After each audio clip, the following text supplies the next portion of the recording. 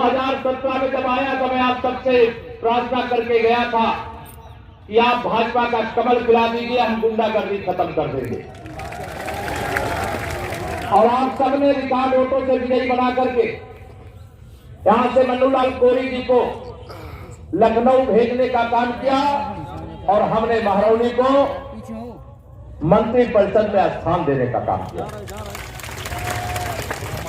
मैं आप सब लोगों से आज यहां पर यह कहने आया हूं कि पहली पारी में आप ईमानदारी से बताइए, जितना काम सपा बसपा कांग्रेस देश और प्रदेश की मिलकर के जब ये सरकारें चला रहे थे उसका दशांश भी नहीं किए, और देश के प्रधानमंत्री गरीबों के मसीहा माननीय नरेंद्र मोदी जी के नेतृत्व में आपने 2014 में और 2017 में आदरणीय योगी जी के नेतृत्व में प्रदेश में हमारी सरकार बनाई है।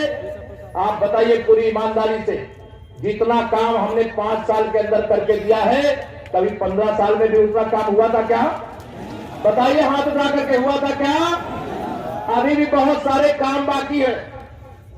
और बुंदेलखंड हमारे लिए केवल चुनाव जीतने का स्थान नहीं है, बुंदेलखंड हमारे लिए वह भूमि है जिससे हम बहुत दिल से प्यार करते हैं, सम्मान करते हैं, आदर करते हैं।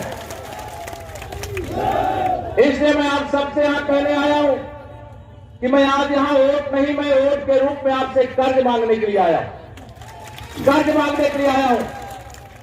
आप वोट के रूप में हमें कर्ज दे दीजिए, हम 5 साल के अंदर ब्याज के साथ विकास करके चुकता कर देने का काम करेंगे।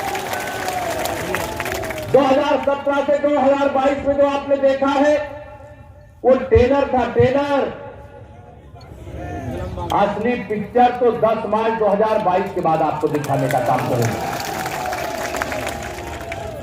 2019 में माननीय नरेंद्र मोदी जी को प्रधानमंत्री बनने से रोकने के लिए सांपनाथ, नागनाथ, नेवलानाथ, सपा बसपा सब एक हो गए, दिख रहे, याद है कि नहीं याद है? उनको मालूम नहीं था कि देश बुंदेलखंड माननीय नरेंद्र मोदी जी के दिल में है और बुंदेलखंड के दिल में माननीय नरेंद्र मोदी जी। अरे चाहे जितने गठबंधन कर लो, लेकिन बुंदेलखंड में कमल का फूल खिला था और कमल का फूल ही खिला रहेगा। बताओ, सही कह रहा हूं गलत कह रहा हूं? जोर से बताइए, सही कह रहा हूं गलत कह रहा हूं? अब मुझे पूरा विश्वास है आपको वोट को डालना है 20 तारीख को, लेकिन वोटों की गिनती होनी है 10 मार्च को। और मैं आपको बता रहा हूं 2 चरण के चुनाव हो चुके हैं और तीसरे चरण का चुनाव हो रहा है, उसमें आपको वोट डालना है। 2 चरण के चुनाव में साइकिल जो है उड़ करके सैफई चली गई, हाथी उड़ करके बहन मायावती जी के बंगले में चला गया और हाथ के पंजे वाले नानी के घर इटली चले गए। है क्या कोई मैदान में? बताओ, है क्या? ये दिखाई देते होंगे कुछ लोग गिनती के, जिन्होंने अवैध तरीके से संपत्तियां अर्जित करने का काम किया होगा, लेकिन उनको मालूम नहीं है कि बुंदेलखंड के लोगों ने देश की सत्ता माननीय मोदी जी को सौंप करके रखी है। और जब 2014 में सरकार बनी थी तो मोदी जी ने क्या कहा था कि मैं सरकार में आया हूं, लेकिन मैं आने के बाद सरकार की किसी योजना में, जैसे पूर्व की सरकारें कांग्रेस की सपा बसपा की करती थी, कि मैं न खाऊंगा न खाने दूंगा, और जिसने खाया है उसे भी निकाल करके गरीबों के चरणों में डाल देने का काम करेगा। आप बताइए, 2014 से लेकर के 2022 तक लगातार देश में भी और हमारी प्रदेश में 2017 से सरकार है, गरीब कल्याण की योजनाओं का जितना लाभ यह 5 साल के अंदर डबल इंजन की सरकार के माध्यम से मिला है, इसके पहले कभी मिला था क्या? कभी मिला था क्या? जोर से बताओ, मिला था क्या? गरीबों को जो झोपड़ियों में रहते थे, जितना पक्का मकान बना करके मोदी जी और योगी जी के नेतृत्व वाली हमारी सरकार ने दिया है, क्या इसका चौथाई भी कभी सपा बसपा कांग्रेस वालों ने मिलकर के दिया था क्या?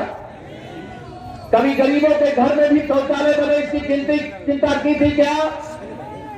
कभी गरीब के घर में भी मेरी माताओं बहनों को धुएं से बचते हुए उनके यहां भी गैस का सिलेंडर हो, गैस के चूल्हे में वो अभी अपने बच्चों को, अपने परिवार के सदस्यों को भोजन बना करके करा सके? क्या कभी ये सपा बसपा कांग्रेस वालों ने इसकी चिंता की थी क्या?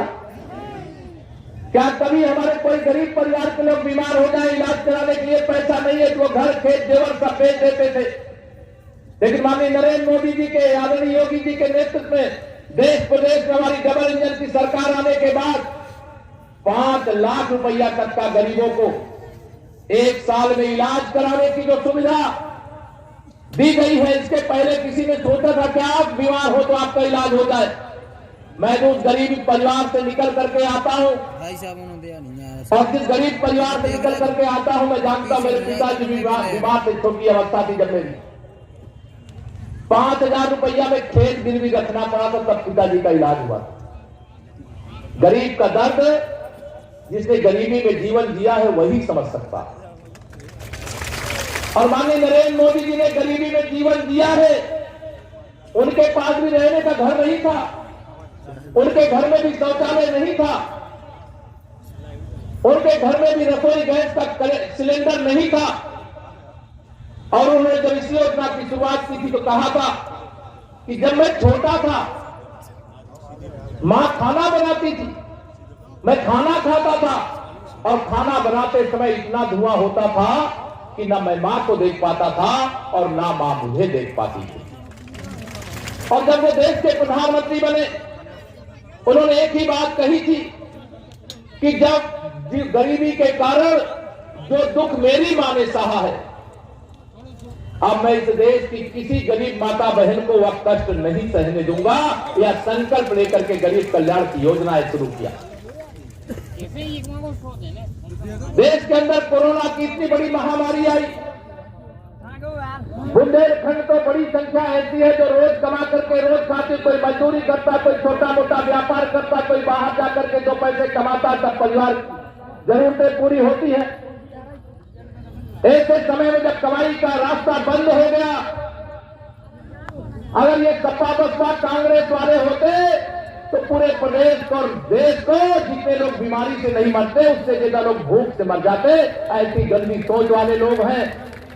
लेकिन माननीय नरेंद्र मोदी जी ने प्रधानमंत्री गरीब कल्याण अन्न योजना के माध्यम से लगातार 2 साल से आपको राशन भेजने का काम किया है कि नहीं किया? बताइए, दोनों हाथ उठा के किया है कि नहीं किया है? राशन के साथ अब हम साथ में दाल भी दे रहे हैं, चना भी दे रहे हैं, तेल भी दे रहे हैं, नमक भी दे रहे हैं कि नहीं दे रहे हैं?